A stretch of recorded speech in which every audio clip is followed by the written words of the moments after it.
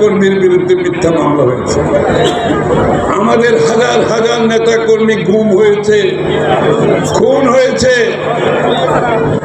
পুলিশের হেফাজতে মৃত্যুবরণ করেছে, জেলখানায় চিকিৎসার অভাবে মৃত্যুবরণ করেছে। আমার সামনে আমি যখন জেলে, আমার সামনে বিএনপি কর্মীরা মৃত্যুবরণ করেছে চিকিৎসার অভাবে, আমি দেখেছি।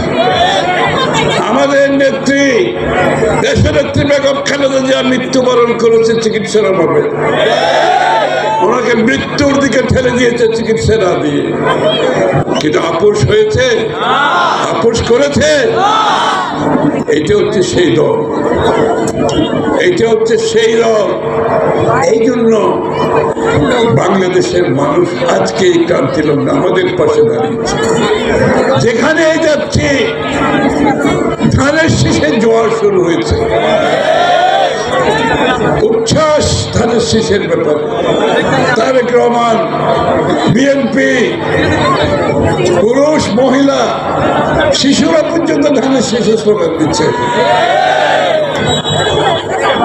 তাই আমাদের আন্দোলন কিন্তু শেষ হয় না। আমি যে বললাম 12 তারিখ রাত্রে নির্বাচনী ফলাফল নিয়ে যখন বাড়ি ফিরবো তখন আন্দোলন শেষ হবে,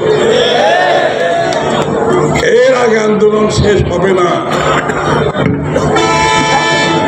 আরেকটা সমস্যা আছে, আমাদের এই নির্বাচনের রাজনীতিতে সাধারণত আপনার প্রতিপক্ষকে আপনি দেখতে পান, তাই না?